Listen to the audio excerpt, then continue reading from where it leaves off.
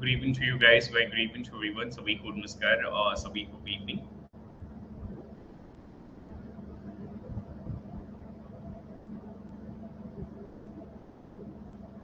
Very good evening to all the persons, those who are connecting. आप सभी को नमस्कार. Prasant, very good evening to you.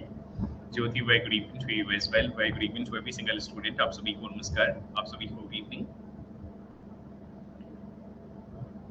Anjali ji, a very good evening to you as well. Very good evening to all the persons, those who are connecting. आप सभी को नमस्कार. आप सभी को good evening. Khushbu, a very good evening to you. Kanchan, a very good evening to you as well. Very good evening to each and every individual. आप सभी को नमस्कार. आप सभी को good evening. जय श्री कृष्ण टू यू मुस्कान. जय श्री कृष्ण टू यू. हम इंतजार कर रहे हैं अगले 1 से 2 मिनट का, और जैसे ही हमारे सभी छात्र छात्र हैं जो बहुत रेगुलरली हमारे साथ सेशन का हिस्सा होते हैं, once they are going to be here we would be starting it. वैसे ही हम हमारे सेशन की जो है वो शुरुआत करेंगे.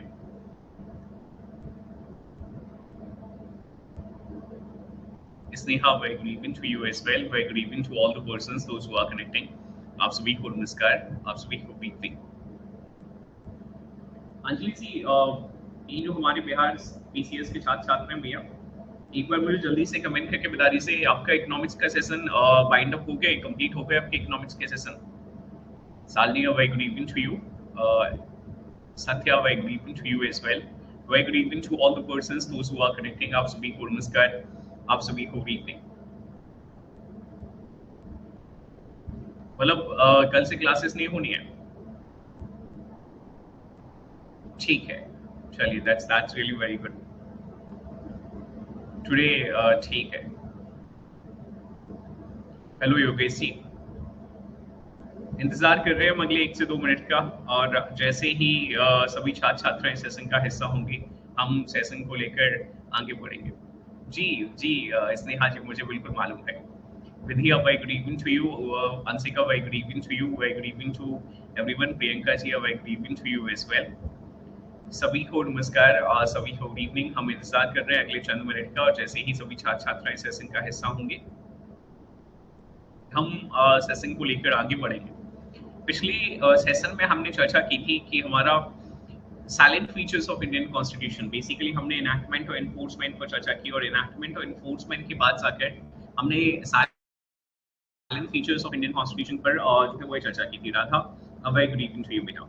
और जब हम silent features of Indian constitution पर चर्चा करते हैं, there are lots of characteristics, बहुत सारे कैरेक्टरिस्टिक्स हैं हमारे इंडियन कॉन्स्टिट्यूशन के, और निश्चित तौर पर हम सभी कैरेक्टरिस्टिक्स पर जो है वो चर्चा करेंगे.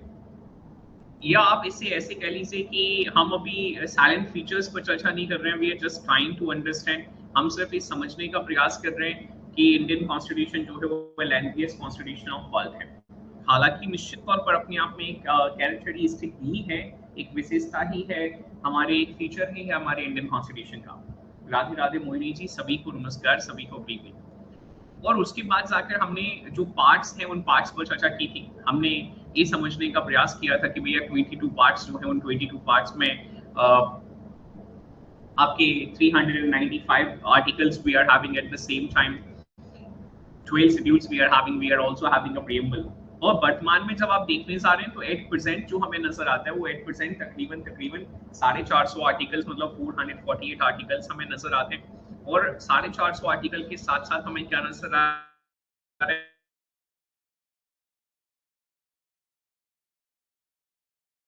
पुलिस 25 हमें नजर आ रहा है. एक प्रस्तावना तो बहुत वास्ट है.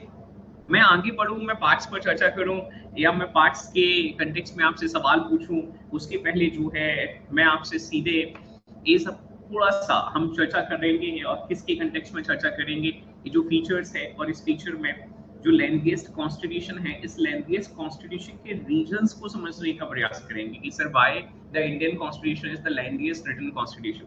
क्यों विश्व का सबसे लंबा जो है वो लिखा हुआ है, सबसे बड़ा जो है वो लिखा हुआ है कॉन्स्टिट्यूशन भारतीय कॉन्स्टिट्यूशन है.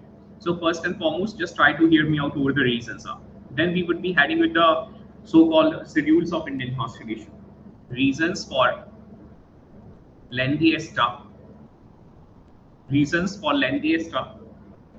Constitution. जो MPPSC और बिहार स्टेट PCS के छात्र छात्राएं हैं जब हमने पिछली बार पॉलिटी को स्टार्ट किया था पिछले वर्ड्स में, तब भी हमने रीजंस पर जो है वो निश्चित तौर पर चर्चा की थी। सो टी आई एग्री विद यू। और इन रीजंस में जो सबसे पहला रीजन है कि सर हमारे कॉन्स्टिट्यूशन में 448 आर्टिकल्स नजर आ रहे हैं, तो उसके पीछे की वजह क्या है बोले सर? उसके पीछे की वजह है vastness of the country, vastness of country and its peculiar problems are and its peculiar problems are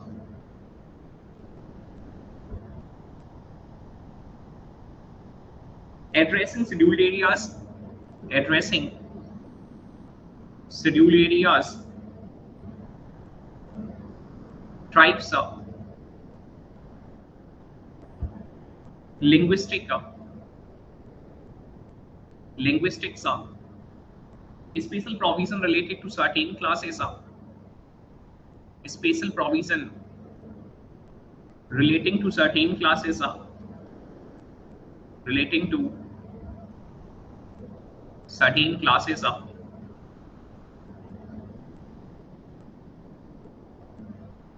एक तो ये वजह नजर आ रही है भैया। उसके बाद जाकर जब हम चर्चा करने जा रहे हैं सर्टेन क्लासेस के साथ साथ यहाँ सर्टेन स्टेट्स भी है। आप जानते हैं कि हमारे इंडियन कॉन्स्टिट्यूशन में एक रीजनल जो वेरिएटी है, रीजनल डाइवर्सिटी जो है, उस रीजनल डाइवर्सिटी के साथ साथ हमारे पार्ट नंबर 21 में क्या दिया गया बोले sir? Temporary, transitional as well as special provisions दिए गए। तो वो स्पेशल प्रोविजंस सर्टेन स्टेट्स को लेकर दिए गए। तो ये हमारे यहाँ जो एरिया है उस एरिया की वजह से हमें क्या नजर आ रहा है बोले? ये हमारा जो लैंडलेस कॉन्स्टिट्यूशन है वो नजर आ रहा है।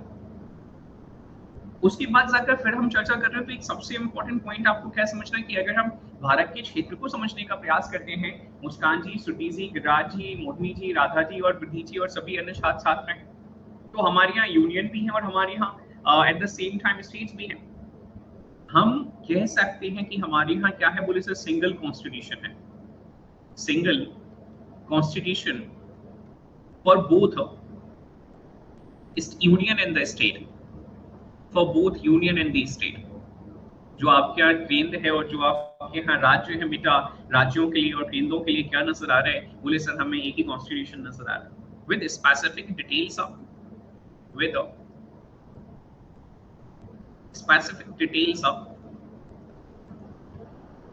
of entire executive machinery, of entire executive machinery. Am I very clear to every single student in context of the same कि भैया? और हमारे यहाँ पार्ट नंबर 5 में और पार्ट नंबर 6 में जो है राधा जी, प्रियंका जी, मुस्कान शर्मा जी, विधि शर्मा जी, साली जी और सभी अन्य छात्र छात्र हैं कि वो पूरी एग्जीक्यूटिव मशीनरी जो है उसको एक्सप्लेन किया गया under part 5 and part number 6 और सिर्फ ये एक्सप्लेन नहीं किया गया along with the local self government, along with local self government. हमारे यहाँ लोकल सेल्फ गवर्नमेंट जो है इसके प्रोविजंस को भी एक्सप्लेन किया गया पार्ट नंबर 9 में, पार्ट नंबर 9A में। कमिंग टू द नेक्स्ट, आगे बढ़ रहा हूँ, ध्यान से देखने, सुनने, समझने का प्रयास करिएगा। उसके बाद जाकर सिर्फ एग्जीक्यूटिव मशीनरी को एक्सप्लेन नहीं किया गया, eight the same time relations जो है स्टेट्स के बीच में और यूनियन के बीच में, सेंटर के बीच में, उनको भी एक्सप्लेन किया गया। Provisions not only for unit, provisions are not only for units but also covers the relation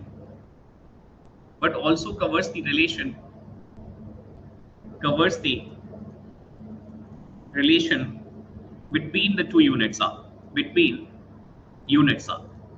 वो जो आपका सेंटर है और जो आपका स्टेट है, तो सेंटर और स्टेट के सिर्फ प्रावधान ही नहीं है, सेंटर और स्टेट के बीच के रिलेशंस जो हैं वो रिलेशंस भी यहाँ एक्सप्लेन करेंगे। उसके बाद जाकर बोले सर और क्या वजह है हमारे इंडियन कॉन्स्टिट्यूशन की लेंथीएस्ट होने की? आप जानते हैं कि योगेश जी, गिरिराज जी, आशुतोष रघुवंशी जी, आशुतोष चौहान जी और हमारे सभी अन्य छात्र छात्रा, very good evening to you Vasu. एक वजह है हमारी इंडियन कॉन्स्टिट्यूशन के लेंथीएस्ट होने की कि इसका नेचर जो है वो एक ऐसा है, बोले फ्लेक्सिबल नेचर है। Flexible nature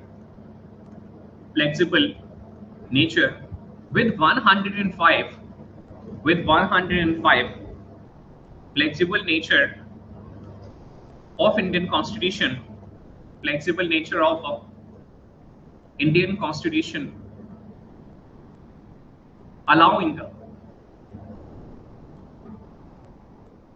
105 constitutional amendments are 105 constitutional amendments are. Am I very clear to every single student in cadets of the same? Please do let me know. जल्दी से मुझे कमेंट करके बता दीजिए कि मैं आपको स्पष्ट हूं बेटा कि भारतीय संविधान का ये जो लचीलापन होना है या लचीलापन है, इस लचीलेपन की वजह से हम देख रहे हैं कि sir over the period of time 395 से संख्या जो है ज्योति जी, गिरिराज जी, श्रुति जी, कंचन दुबे जी, प्रशांत दुबे जी और हमारे सभी अन्य छात्र छात्राएं वह बढ़कर 450 पर आ गई। जो 8 शेड्यूल्स हुआ करते थे वो 8 शेड्यूल्स 12 शेड्यूल्स हो गए। जो पार्ट्स 22 हुआ करते थे वो पार्ट्स 25 नजर आ रहे हैं। और इसके बाद जाकर एक और कारण जब हम चर्चा करते हैं तो हमारे सिटीजन्स को क्या नहीं दिया गया? बोले सर सिटीजन्स को सिर्फ फंडामेंटल राइट्स मेंशन नहीं करे गए sir, provisions not only for provisions not only for provisions not only for fundamental rights, not only for fundamental rights but also for directive, but also for directive principle of state policy, along with the subsequent inclusion, along with the subsequent inclusion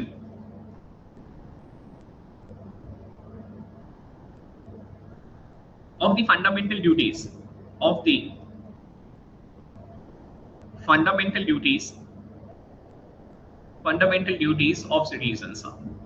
Am I very clear to every single student in cadets of the same? Please do let me know. जल्दी से मुझे comment करके बता दीजिए कि मैं आप सभी छात्र छात्राओं को पूरी तरह से स्पष्ट हूं बेटा।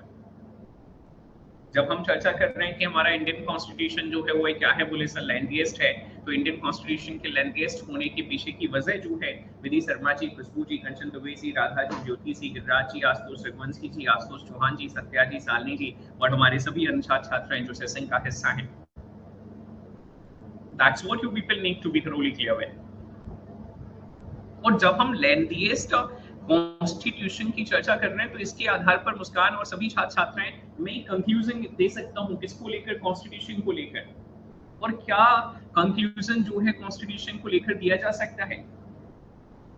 The constitution of India is not an and. Constitution of India is not an end, is not an end but a means to an end, but a means to an end. Am I very clear to every single student in cadets of the same? Please do let me know. Not word democracy as a political project, not word democracy as a political project, as a political project, but a socio-judicial process, but a socio-judicial process. हमारे यहाँ जो लोकतंत्र है वह लोकतंत्र राधा जी, योगेश जी, प्रियंका जी, खुशबू जी और सभी अन्य छात्र छात्राएं जो सेशन का हिस्सा हैं वह कोई आपका कैसा प्रोजेक्ट नहीं है, वह कोई कैसी व्यवस्था नहीं है, बोले सर वह सिर्फ एक राजनीतिक व्यवस्था नहीं है। हमारे यहाँ का लोकतंत्र जो है वह सिक्योर करता है सामाजिक न्याय को। हमारे यहाँ का लोकतंत्र जो है वह सिक्योर करता है, किसको सिक्योर करता है, बोले सर जो आपके यहाँ जुडिशियल प्रोसेस है, उस judicial process which opens up through a humanist, which opens up through a humanist radical social order, humanist radical social order. Am I very clear to you people in cadets of the same?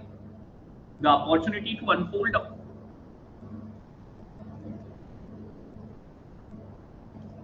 the opportunity to unfold the full personhood of every citizen,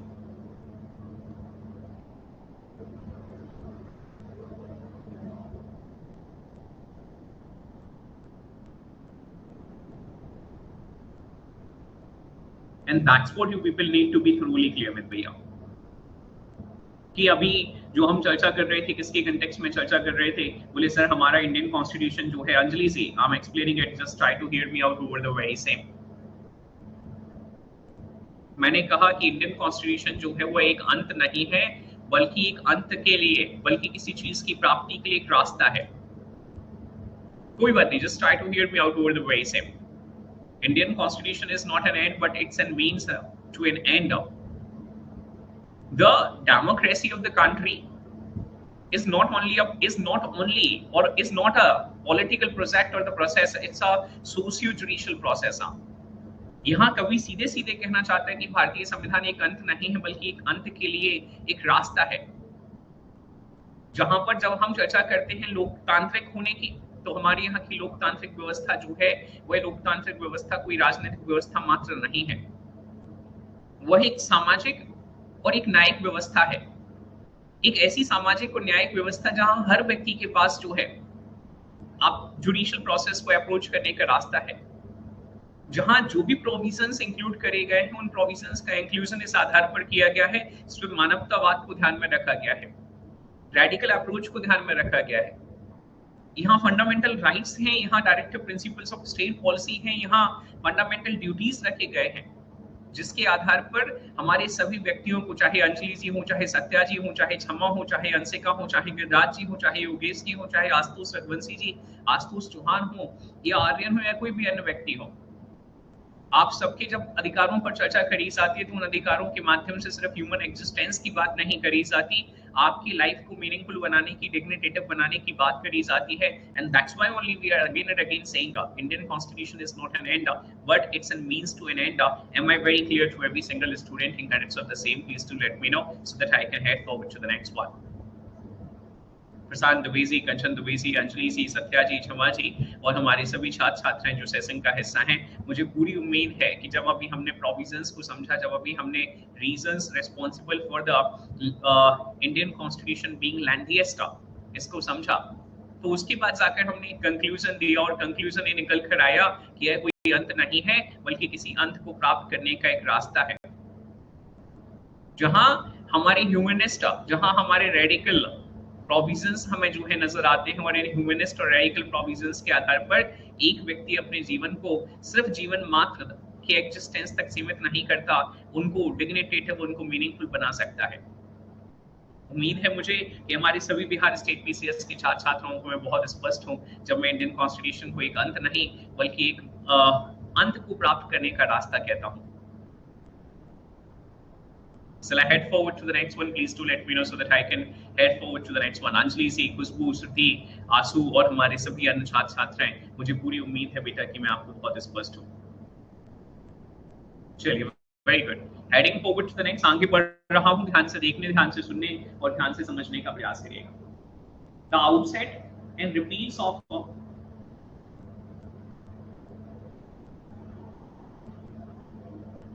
coming to the next one. The outset or repeal of various articles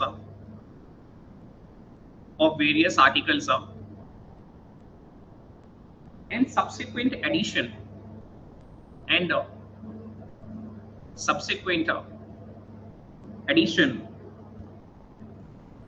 of various articles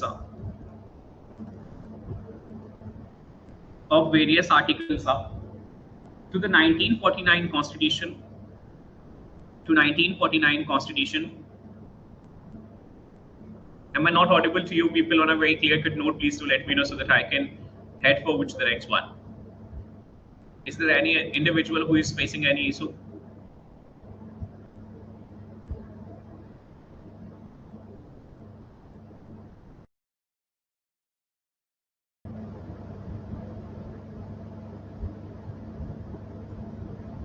Okay, so heading to the next, just try to hear me out. We are having discussion in context of the Indian Constitution as being flexible.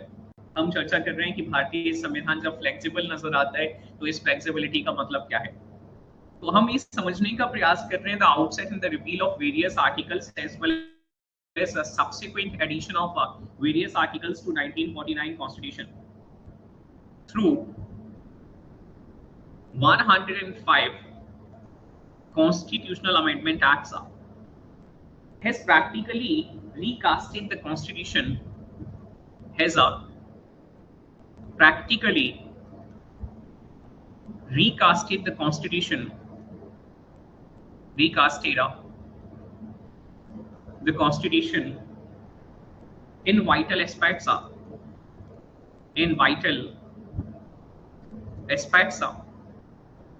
without tampering with the soul of the Constitution, without tampering the soul of Constitution, the soul of Constitution, also referred as a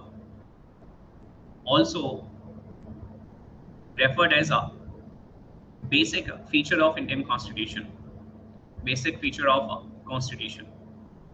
Am I very clear to every single student कि भैया हमारे संविधान में जो 105 संविधान संशोधन अधिनियम के माध्यम से कई सारे आर्टिकल्स को हटा दिया गया और कई सारे आर्टिकल्स को जोड़ दिया गया, ये अपने आप में वास्तविकता में कैसा है पुलिस सर? अद्वितीय है, क्योंकि हम क्या देख रहे हैं पुलिस सर, 105 संवैधानिक संशोधन हो गए, विधि शर्मा जी, आशुतोष चौहान जी, क्षमा जी, अंशिका जी, ज्योति जी, हर्षिता जी और सभी अन्य छात्र छात्राएं, मोहिनी जी, सत्या जी, लेकिन हमारे संविधान की जो मूल भावना है उस मूल भावना को क्या नहीं किया गया बोले सर? उस मूल भावना को प्रभावित नहीं किया गया। That's what you people need to be thoroughly clear with.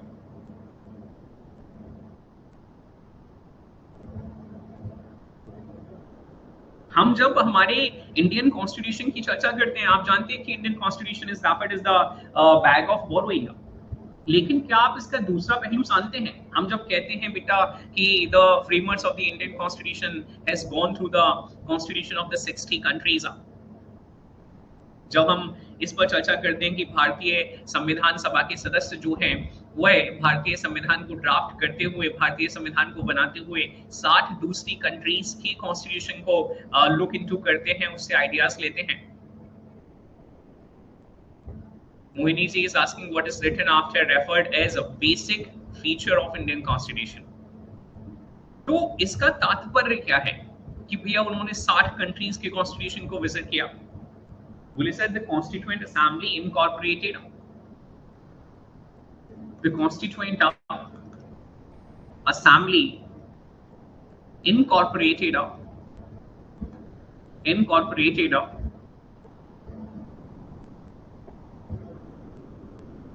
incorporated the accumulated experience, exactly Anjali ji, incorporated the accumulated experience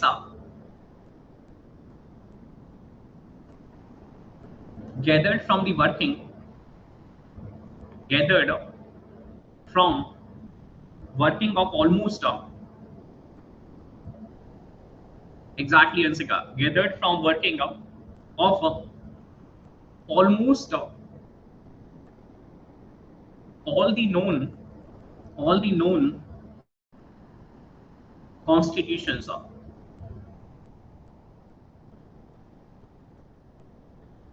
and to avoid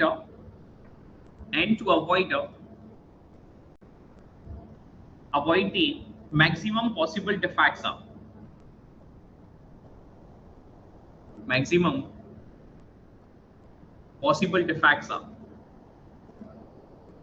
and loopholes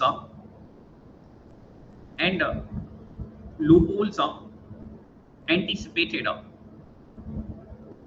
Am I very clear to every single student why the framers of the Indian Constitution, what exactly the advantage or the benefit of going through the 60 countries constitution by the members of the Constituent Assembly? Because maximum possible defects as well as the loopholes they have been anticipated or they have been basically avoided.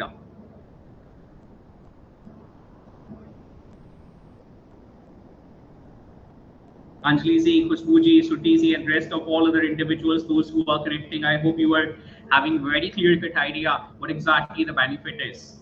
आप बिल्कुल स्पष्ट तौर पे समझते होंगे कि भैया जब हम इतनी कंट्रीज के कॉन्स्टिट्यूशन को विजिट कर रहे थे तो सीधा सीधा मतलब है कि हम मैक्सिमम डिफेक्ट्स और लूपहोल्स को एंटिसिपेट कर रहे थे, हम उनको खत्म कर रहे थे।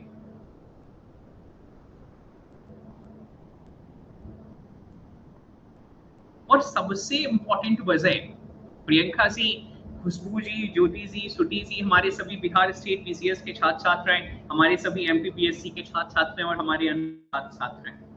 Indian constitution, Indian constitution, Indian constitution hails as a hails as a lengthiest written constitution of the world. Lengthiest written constitution, lengthiest written constitution of world, as it was believed by constitution makers, as it was believed by constitution makers,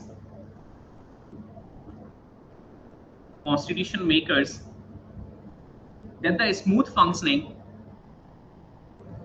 that the smooth functioning of an infant democracy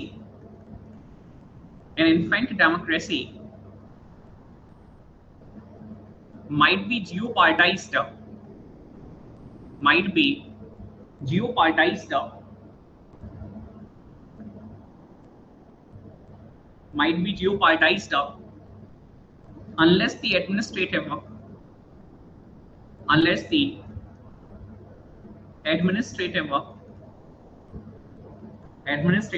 structures, executive agencies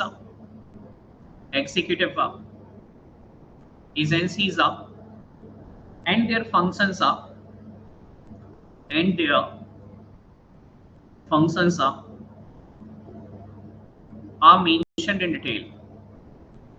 mentioned in detail, I hope I'm quite clear to each and every individual, the one who is connecting here, why the Indian Constitution is the lengthiest written constitution.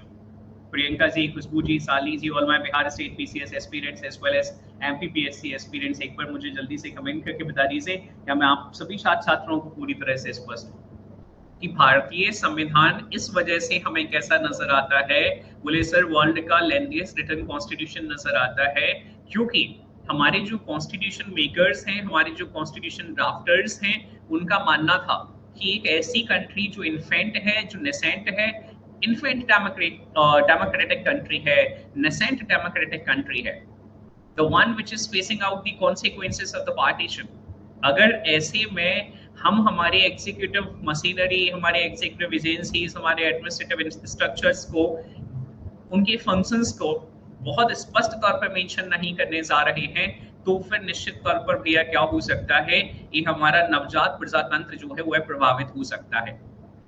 तो उसको गलत तरीके से प्रभावित होने से बचाने के लिए प्रशांत जी, कंचन जी, अंशिका जी, छम्मा जी, मुस्कान जी, सभी एमपीपीएससी और बिहार स्टेट पीसीएस के छात्र छात्राएं, क्या कर दिया गया, बोले सर बहुत कॉम्प्रीहेंसिव तरीके से हमने executive structure, administrative structure, legislative functions, judicial functions, लोगों के अधिकार और साथ ही साथ राज्य को निर्देशन जो है वह बहुत स्पष्ट तौर पर मेंशन कर दिया। That's what you people need to be thoroughly clear with. So right now I'm heading forward to the next. First and foremost, I will be having discussion in context of few more so-called this, that is the features of the Indian Constitution.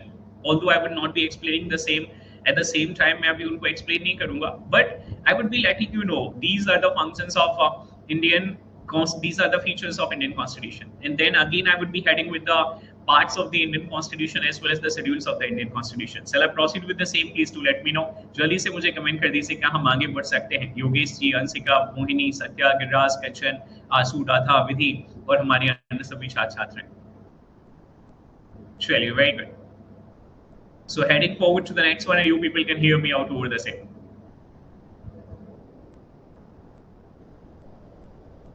ठीक है, just give me a single minute. features of Indian Constitution.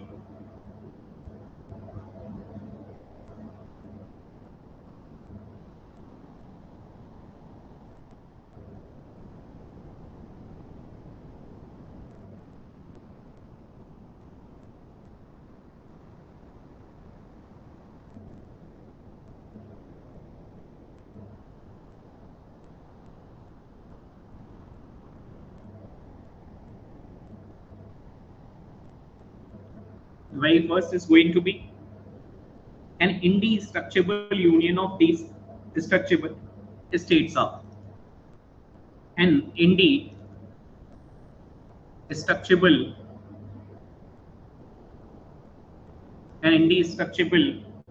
union of destructible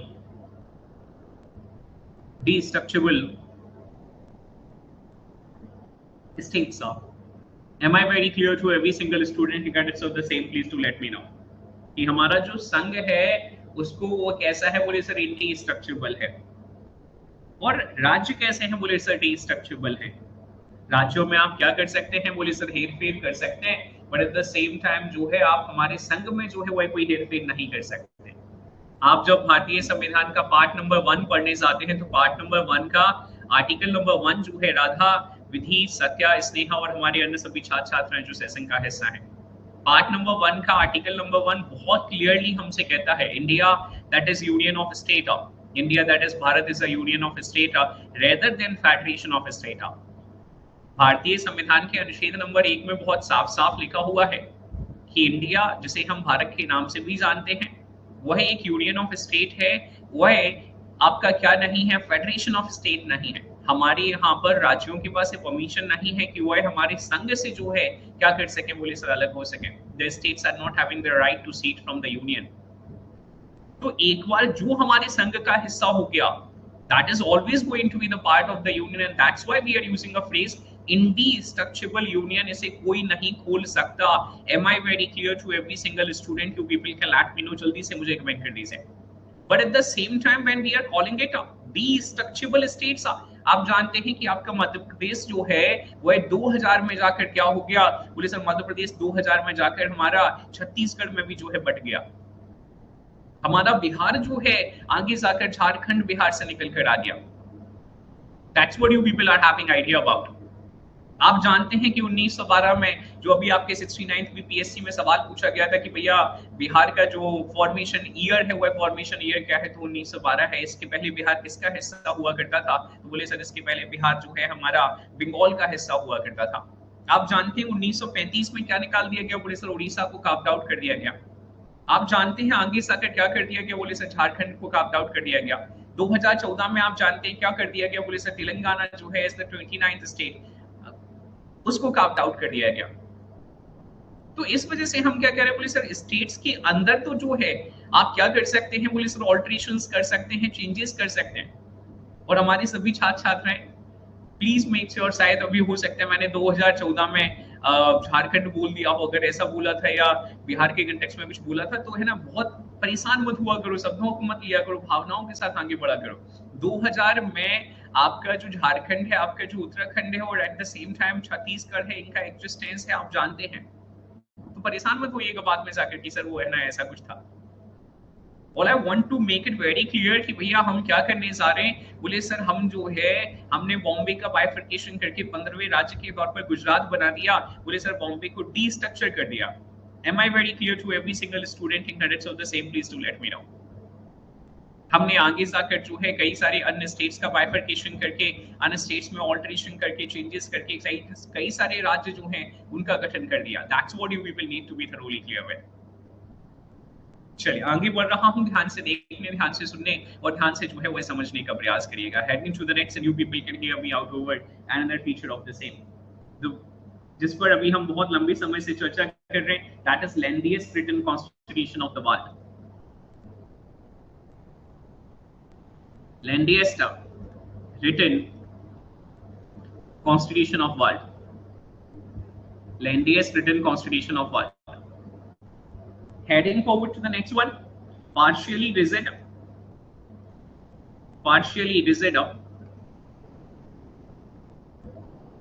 and partially flexible and partially flexible. That's what you people need to be thoroughly clear with. Coming to the next one, incorporates accumulated experience, incorporates accumulated accumulated experience, accumulated experience of almost all the known constitution, of almost all the known constitution, all the known constitution. Coming to the next one, single constitution, single constitution for union and states, for union and states with center state relations, with center state relations. Am I very clear to every single student in context of the same? Please do let me know. Coming to the next one, separation of power, separation of power, separation of power intermingled with the checks and balances, intermingled with checks and balances. Am I very clear to every single student in context of the same? Please do let me know. Coming to the fundamental rights, rights subjected to, just a minute, just a minute, okay, let me change the color. Rights subjected to reasonable restrictions, reasonable restrictions alongside duties of citizens, alongside duties of citizens towards the state and the nation, towards state and nation. Heading to the next one, parliamentary form of government, parliamentary form of government. Heading to the next, special temporary, special temporary transitional provisions, transitional and special provisions. Am I very clear to every single student in context of the same that these are the so-called features of Indian Constitution? Coming to the next one, one more I'm going to mention, single citizenship, single citizenship. Am I very clear to each and every individual that these are the characteristics, these are the features of Indian Constitution? ये हमारे भारतीय संविधान की क्या है? बोले sir features हैं भारतीय संविधान की क्या है? बोले characteristics हैं, which every single student, the one who is correcting here, must be thoroughly clear with. हमारे हर एक छात्र छात्रा को जो इस सेशन का हिस्सा है, आप सभी छात्र छात्राओं को बहुत स्पष्ट होने चाहिए भैया. You must be thoroughly clear in context of the same.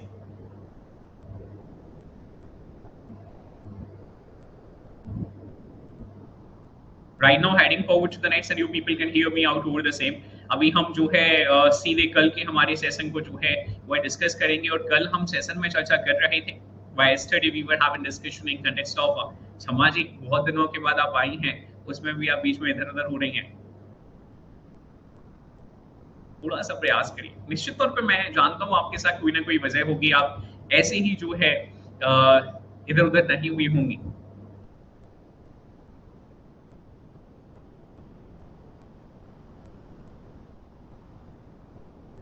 होता है, कई बार हो जाता है. चलिए कोई बात नहीं. Heading forward to the next, just try to hear me out over the parts of the Indian Constitution. So कल हमने जिसको डिस्कस किया था, हम वहीं से एक बार सेशन को स्टार्ट कर रहे हैं. मैं बहुत ध्यान से मुझे सुनने का, बहुत ध्यान से मुझे समझने का प्रयास करिएगा. ठीक है, कोई बात नहीं, क्षमा हो जाता है, वो कई बार हो जाता है. It's completely fine, nothing to worry about बेटा. अब उसके बाद जाकर फिर जब हम चर्चा कर रहे हैं पार्ट्स के कंटेक्स्ट में, कल हमने इंडियन कॉन्स्टिट्यूशन को डिस्कस किया था। कल हमने 26 नवंबर 1949 में समझा था कि 26 नवंबर 1949 में हमारे पास 395 आर्टिकल्स थे। एट द सेम टाइम हमारे पास जो है 395 आर्टिकल्स 22 पार्ट्स जो हैं इन 22 पार्ट्स में क्लासिफाइड थे, और साथ ही साथ हमारे पास एडिशनल इंफॉर्मेशन जो है जो पार्ट्स के और आर्टिकल्स के बियॉन्ड दी गई है वह हमारे पास शेड्यूल्स में दी गई थी। उसके बाद जाकर हमारे पास क्या है बोले सर, यहाँ पर एक प्रियम्बल भी था, प्रियम्बल भी हुआ करता है। अब अगर आप आगे जाकर देख रहे हैं कि सर वर्तमान में संविधान क्या नजर आ रहा है, what exactly the change which has been occurred in the subsequent period of time, कालांतर में किस तरीके के परिवर्तन हुए, तो बोले सर कालांतर में जो परिवर्तन हुए संख्या 448 हो गई, ये संख्या जो है वह 25 पर आ जाती है, ये संख्या जो है 12 पर आ जाती है। सर प्रियम्बल में भी एक बार जो है वह अमेंडमेंट हो जाता है, और इस तरीके से जो संशोधन हुए हैं टोटल कुल मिलाकर संशोधन 105 हुए हैं। Am I very clear to everyone with the same? मुझे पूरी उम्मीद है कि मैं आप सभी छात्र छात्राओं को स्पष्ट। एक बार मुझे जल्दी से कमेंट करके बता दीजिए स्लाइड जो है उसमें कोई एरर आ रहा है? ठीक है, नथिंग टू वरी अबाउट, आपको चिंता करने की जरूरत नहीं है।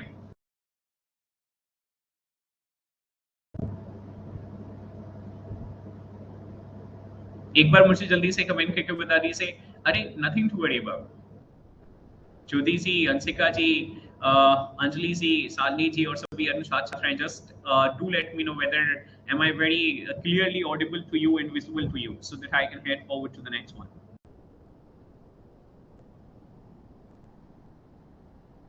Right now is it very clearly visible to you? ठीक है, तो अब हमें बस अमेंडमेंट वाले जो पार्ट्स हैं मैं वो अमेंडमेंट वाले पार्ट्स आपको बता दूं। So just try to hear me out over the amendment parts, and then we would be having discussion or having discussion in context of the so-called schedules of Indian Constitution. तो ये जो amended part है बेटा, amended parts of Indian constitution, जब amended parts की चर्चा करी जाती है you just need to generate a tabular form, तो आपको एक टैबुलर फॉर्म जो है वो जनरेट करने की जरूरत है।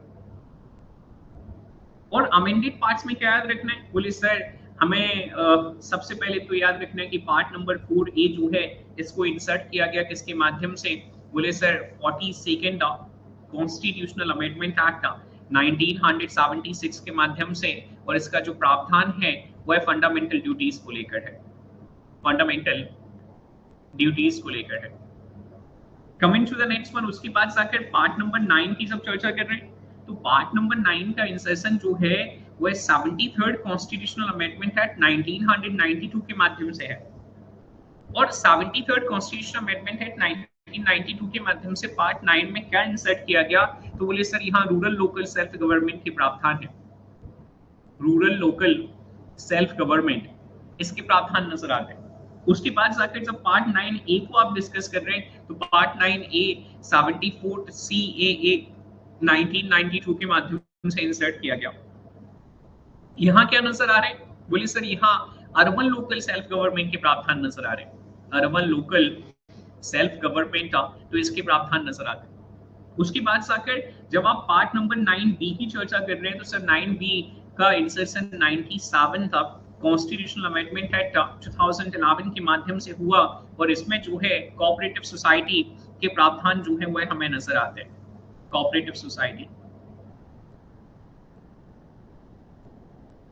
उसके बाद जाकर अगला और आखिरी जिसे हम कहते हैं, बोले सर पार्ट नंबर 14A, ये हमारा 14A का इंसर्शन हुआ, जिसका insertion 42nd constitutional amendment act 1976 के माध्यम से हुआ, और इसमें जो है बोले सर ट्रिब्यूनल्स रखे गए। Am I very clear to each and every individual that these were the parts which are there in the present constitution but were not there originally in the Indian constitution? उम्मीद है मुझे कि मैं आप सभी छात्र छात्राओं को बिल्कुल स्पष्ट हूं भैया। राधा जी, विधि शर्मा जी, मुस्कान जी और हमारे अन्य सभी छात्र छात्राएं, उम्मीद है मैं आपको बहुत क्लियर हूं बेटा।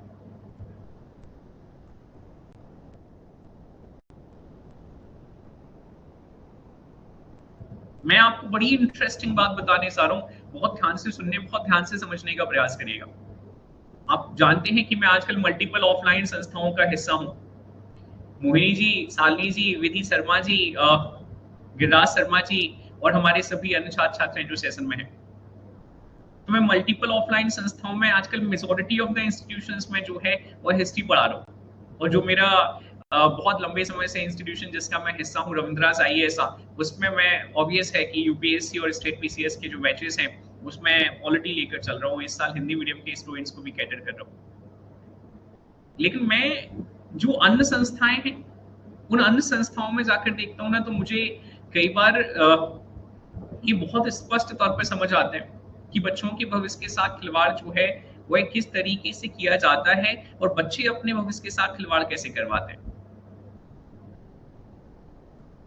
मैंने देखा कि बच्चे जो हैं 3-3, 4-4 महीने से कॉन्स्टिट्यूशन पढ़ रहे हैं या 2-2, 3-3, 4-4 महीने से कॉन्स्टिट्यूशन पढ़ रहे हैं। एक बच्चे से मैंने पूछा कि भैया आपकी रूरल, आज मैं चूंकि हर्षवर्धन का एडमिनिस्ट्रेशन पढ़ा रहा था, I'm about to wind up the ancient history in an institution.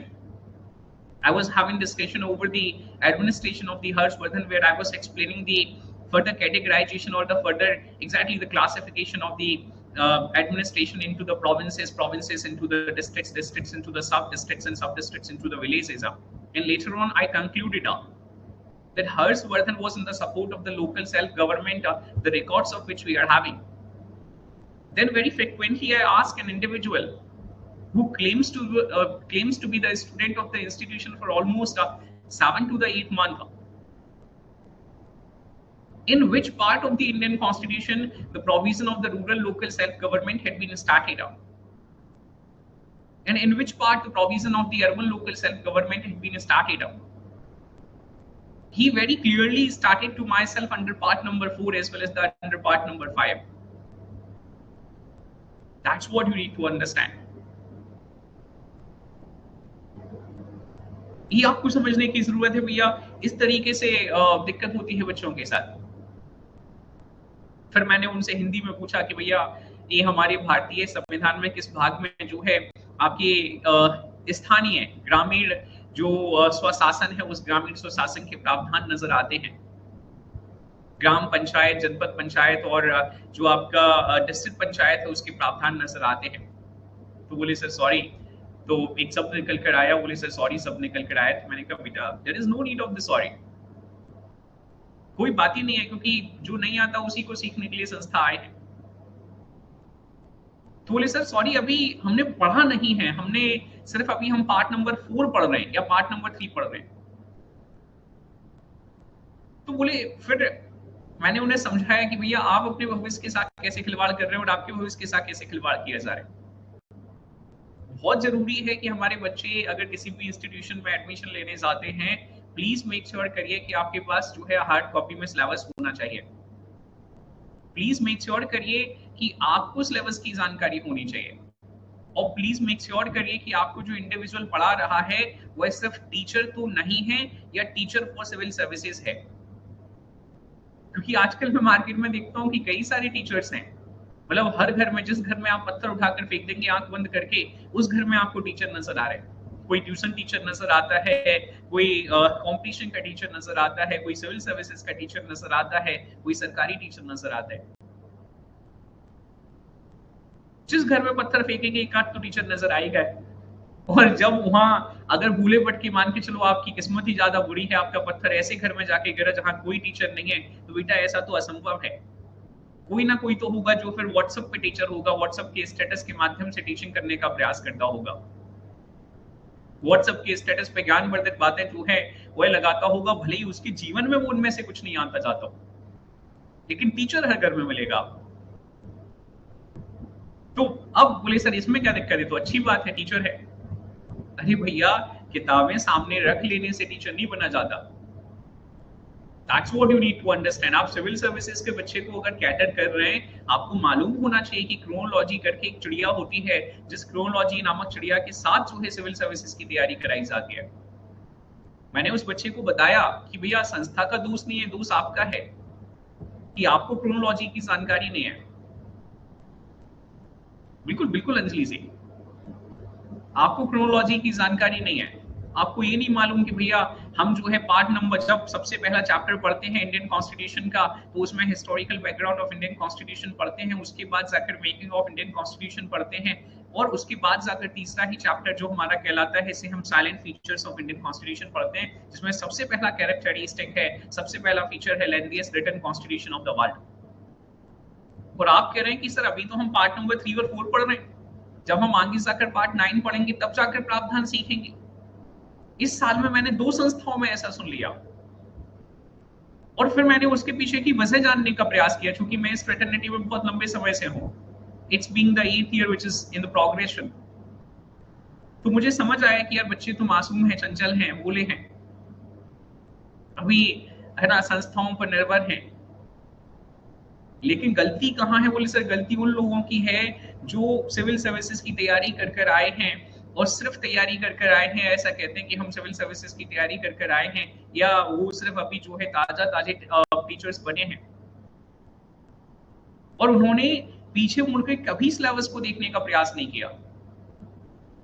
बस part 1, part 2, part 3, part 4, part 5, part 6 पढ़ाने का प्रयास किया। अगर आप में से भी कोई किसी का टीचर है तो please make sure chronology her subject के कंसर्न कंटेक्स्ट में बहुत इंपॉर्टेंट है। मैंने बच्चों को बताया कि भैया बेहद जरूरी है कि सिलेबस लेकर आया करो, बेहद जरूरी है कि किताबें पढ़ा करो, आंख बंद करके किसी पे विश्वास नहीं करना, नहीं तो इस तरीके के हालात हो जाएंगे। और मैं वहां निश्चित तौर पे याद दिलाता हूँ कि भैया मेरे कुछ स्टूडेंट्स हैं मैं जिनसे मिलवाऊंगा, मेरे बहुत सारे स्टूडेंट्स हैं जिनसे मैं मिलवाऊंगा, जब कभी सही समय होगा तब। तो आप उनसे कभी पूछिएगा, आप उनसे कभी जानने का प्रयास करिएगा, they would never be saying कि यार हम अभी पार्ट नंबर 3 पढ़ रहे हैं, पार्ट नंबर 4 पढ़ रहे हैं, पार्ट नंबर फलाना पढ़ रहे हैं, इसलिए पार्ट नंबर 22 हमें नहीं आता। क्योंकि आप जानते हैं कि आपको जिस दिन पहला मेकिंग ऑफ इंडियन कॉन्स्टिट्यूशन पढ़ाया जाता है, जिस दिन historical background of Indian constitution पढ़ाया जाता है, जिस दिन लेक्चर नंबर 1 पढ़ाया जाता है, पॉलिटी का इंट्रोडक्शन पढ़ाया जाता है, उस दिन पार्ट नंबर 22 को हम खत्म कर देते हैं। हम आर्टिकल नंबर 393 को खत्म कर देते हैं, हम 394 को खत्म कर देते हैं, हम 395 को खत्म कर देते हैं, हम शॉर्ट टाइटल, कमेंसमेंट और रिपील जो है इसको वाइंड अप कर देते हैं। सो प्लीज मेक श्योर कि आप बहुत सही जगह पढ़ रहे हैं। तो जब आप सही जगह पढ़ रहे हैं तो बस उसको मैक्सिमाइज करने का प्रयास करिएगा। जो आपको पढ़ाया जा रहा है, जो आपको बताया जा रहा है, उसको सीखने, जानने, समझने और याद रखने का प्रयास करिएगा। Heading forward to the next, इसी के साथ आगे बढ़ूंगा, और अब हमारी चर्चा जो है वो अनुसूचियों को लेकर है। So please just try to hear me out over the schedules of the Indian constitution. तो मुझे जो है अनुसूचियों पर सुनने का प्रयास करें भैया। Just give me a single minute. Let me open the document directly, and then I would be heading to the next step. So here are the schedules of the Indian Constitution. Please repeat the back slide. Wow, Mohini ji. Here it is. You can have a look over the same beta. Here it is. You can have a look over the same.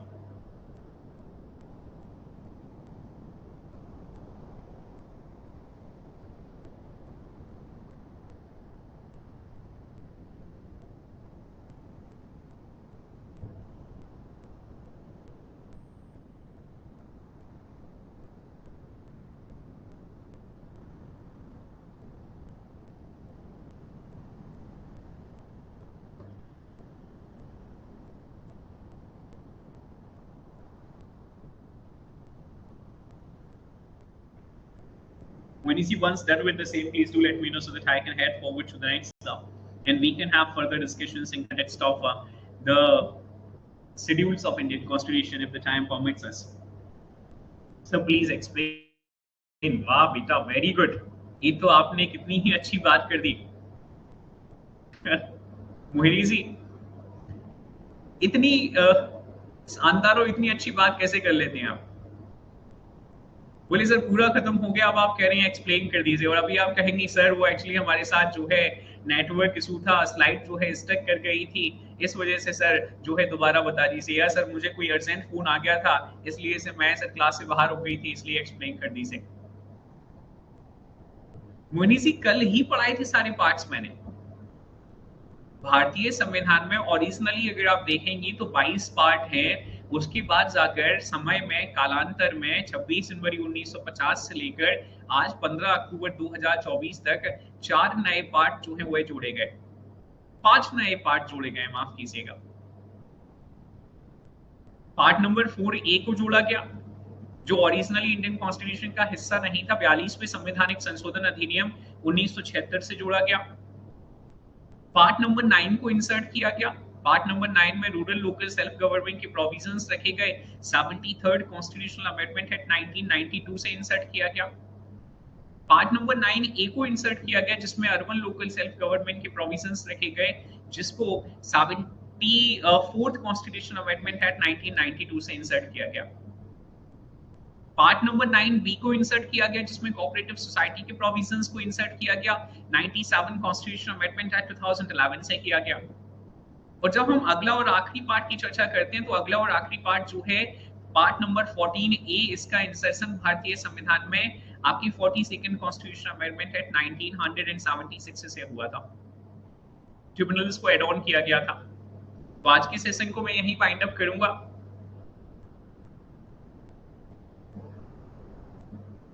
कोई बात नहीं मोहिनी जी, समय लगता है ना, सारी चीजें आज थोड़ी समझ जाएंगे आप। ये समझने नहीं होते हैं आपको नंबर, ये नंबर आपको याद रखने होते हैं। जैसे आप अपने जन्म की तारीख को याद रखती हैं, अब आप अपनी जन्म की तारीख को कैसे समझ सकती हैं बेटा? How you can understand the date of birth of your son? I guess आप उसको याद रखती होंगी। तो बस ऐसा ही है कि पार्ट नंबर 4 आपका 42nd कॉन्स्टिट्यूशनल अमेंडमेंट एक्ट से इंसर्ट किया गया था, तो वो आपको याद रखना होगा। फिर जब हम समय में कालांतर में आगे बढ़ेंगे, पार्ट नंबर 20 पढ़ेंगे, कॉन्स्टिट्यूशनल अमेंडमेंट्स पढ़ेंगे, उस समय में हम आगे जाकर इस पर चर्चा करेंगे। तो आज के सेशन को यही समाप्त किया जाएगा। आप सभी छात्र छात्राओं का बहुत बहुत धन्यवाद। अभी सोशियोलॉजी का सेशन होगा 6:10 पर, जहां पर आपके साथ ऋण पर चर्चा करी जाएगी। मैं मेरे ऋण पर चर्चा करूंगा कि मेरा भी आप सब पर ऋण है। मैं आपके माता पिता के ऋण पर आप सबके साथ चर्चा करूंगा। मैं देवी देवताओं के ऋण पर आप सबके साथ चर्चा करूंगा। और एट द सेम टाइम मैं आपके जो रिश्तेदार हैं, रिलेटिव्स हैं, उनके ऋण पर आपके साथ चर्चा करूंगा। भूत पिशाच का जो ऋण है आपके ऊपर, उस पर भी आपके साथ चर्चा करूंगा। सो आप सभी छात्र छात्राओं को बहुत बहुत धन्यवाद। ध्यान रखिए, सुरक्षित रहिए और लगातार हमारे साथ जो है सभी सेशंस का हिस्सा बनिए। You can find out this particular session on the YouTube as well after some time. आज रात में इस सेशन को YouTube पर भी अपलोड कर दिया जाएगा। आप निश्चित तौर पर अपने ऐसे सभी मित्रों के साथ, नियर वंस के साथ, डियर वंस के साथ, लव्ड वंस के साथ इस को शेयर कर सकते हैं, जिन्हें भारतीय संविधान के पार्ट्स नहीं मालूम है। बिल्कुल खुशबू जी, सोशियोलॉजी ना बेहद खूबसूरत सब्जेक्ट है। सिर्फ जीवन में ना इसलिए नहीं पढ़ना चाहिए कि सिविल सर्विसेज की तैयारी कर रहे हैं। जीवन में समाज शास्त्र का जो इम्पोर्टेंस है बेटा, वो समाज शास्त्र का इम्पोर्टेंस थोड़ा अलग है। So when it comes to the sociology, sociology is the mother of all disciplines of the social science. सामाजिक विज्ञान की सभी जितने भी ब्रांचेस हैं, उन सभी ब्रांचेस की जननी है समाज शास्त्र बेटा। समाज शास्त्र में हर चीज पर हम चर्चा कर रहे हैं। व्यक्ति और व्यक्ति के संबंधों पर चर्चा करते हैं हम। विवाह से लेकर जाति व्यवस्था से लेकर संस्कृति से लेकर सभ्यताओं से लेकर हम ऋणों पर चर्चा करते हैं। हम आश्रम पर चर्चा करते हैं, पुरुषार्थ पर चर्चा करते हैं, चतुस्तर सिस्टम पर जो है वह चर्चा करते हैं। बहुत वास्ट, बहुत विविध जो है वह चर्चा करते हैं। और अगले एक आध लेक्चर के बाद जाकर खुशबू जी मैं बहुत इंपॉर्टेंट चर्चा करने वाला हूँ कि समाज में जो है ड्रग एडिक्शन को लेकर जो है वह चर्चा करूंगा कि भैया ड्रग एडिक्शन को लेकर किस तरीके की चर्चा करी जाती है, मतलब किस तरीके के changes over the period of time हम देख रहे हैं। क्राइम को लेकर किस तरीके के changes over the period of time हम नजर देख रहे हैं, इन सब पर चर्चा करने वाले। फिलहाल आप सभी छात्र छात्राओं को बहुत बहुत धन्यवाद। ध्यान रखिए, सुरक्षित रहिए और अपने near ones, dear ones, loved ones के साथ जो आपके इंडियन कॉन्स्टिट्यूशन के फीचर्स को नहीं समझते, नहीं जानते, आप उनके साथ इस वीडियो को शेयर कर सकते हैं। आप शेयर कर सकते हैं कि भारतीय संविधान को क्यों सबसे लेंथीएस्ट बनाया गया। Thank you very much everyone.